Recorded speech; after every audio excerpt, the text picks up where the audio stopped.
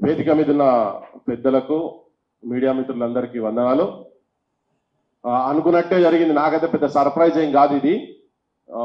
ఈ ఇష్టం లేకుండానే అయిష్టంగానే ఒత్తిడిలోనే ఈ ప్రభుత్వము కులగణన జరిపింది.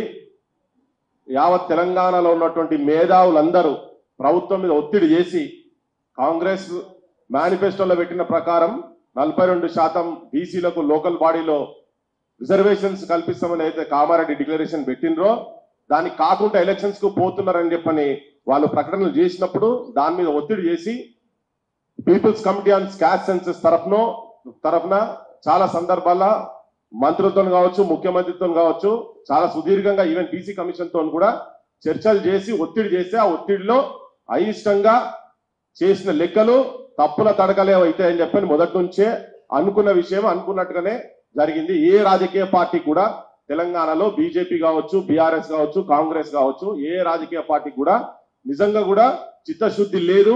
బీసీలకు రిజర్వేషన్స్ ఇవ్వాలి, వాళ్ళను సోషల్ గా, ఎకనామికల్ గా, పొలిటికల్ గా వాళ్ళకి జరుగుతున్నటువంటి ఇంజస్టిస్ ను మేము వాటికి ఫుల్ స్టాప్ పెడతామని చెప్పని మాత్రం వాళ్ళకి ఎవరికి అనిపిస్తలేదు. తప్పుల తడక, అబద్ధాలు, అసత్యాలు, అర్ధసత్యాల అంకెలతోటి అసెంబ్లీని ఆగం పట్టించారు మొత్తం కాంగ్రెస్ వాళ్ళు.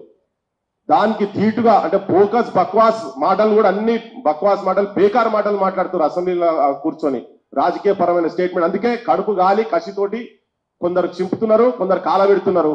కానీ ఏంటంటే ఇప్పుడు కాలబెట్టుడు చించుడు కాదు, కూలగొట్టాలి, ప్రభుత్వాలను కూలగొడతారనే భయం ఈ బీసీ వర్గాలు కల్పించకపోతే ఆ చైతన్యం మన వర్గాలకు రానంత మట్టుకు మనతోటి ఈ అంకెల గారడీతోటి ఈ పద్మాషి చేస్తూనే ఉంటారు ఈ నాయకులు.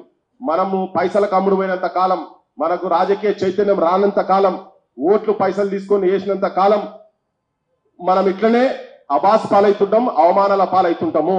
ఇప్పుడు చెప్పారు కదా శ్రీకృష్ణ కమిటీ ఏం చెప్పింది, ఎంత ఫిగర్లు ఎంత అంకెలు చెప్పిందని కళ్ళ ముంగడ కనబడుతున్నది.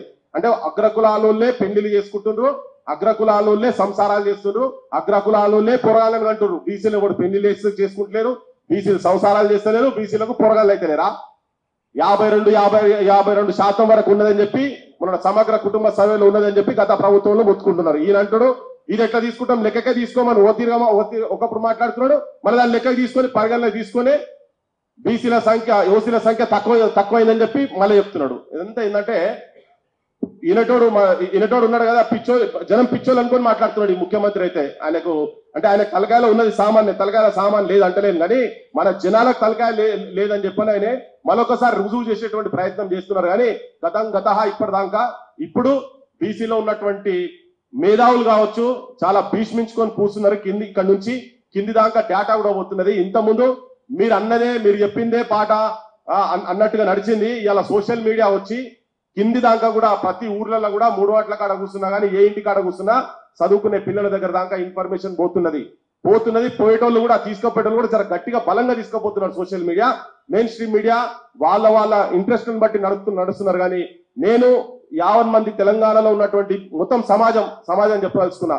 కాంగ్రెస్ మేనిఫెస్టోలో 42% బీసీలు అన్నారు, ఎస్సీలకు 18% అని చెప్పారు, ఎస్టీలకు 12% అని చెప్పారు. అంటే మొత్తం 72% అవుతున్నది.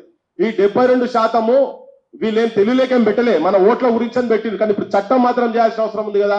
ఇప్పుడు వీళ్ళు నిజంగానే ఇక్కడ చట్టం చేసి ఢిల్లీకి పంపితే ఢిల్లీ వాళ్ళు రాష్ట్రపతితో పంపిస్తారా అనేది అప్పుడు వాళ్ళకు ఇప్పుడు బీజేపీ చెప్తాను మీరు బీసీలకు వ్యతిరేకంగా మాట్లాడుతుంది కదా, అసలు వ్యతిరేకమా కాదా అని అసలు సంగతి అప్పుడు బయటపడుతుంది. మీరు వెంటనే ఆ పని చేయాలి.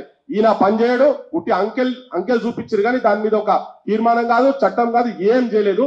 చేసే ఉద్దేశంలో కూడా వాళ్ళు లేరు.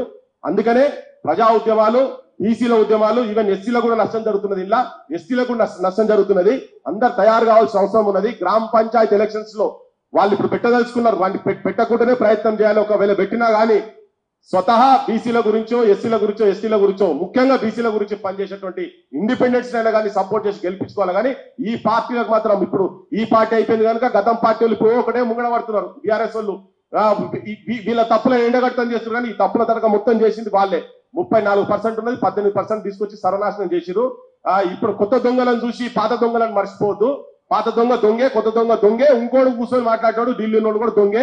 బీసీల పరకాడికి వచ్చే వరకు అందరు దొంగ మాటలే ఉన్నాయి. వీళ్ళే కనుక చైతన్యవంతులు కావాల్సిన అవసరం ఉన్నది.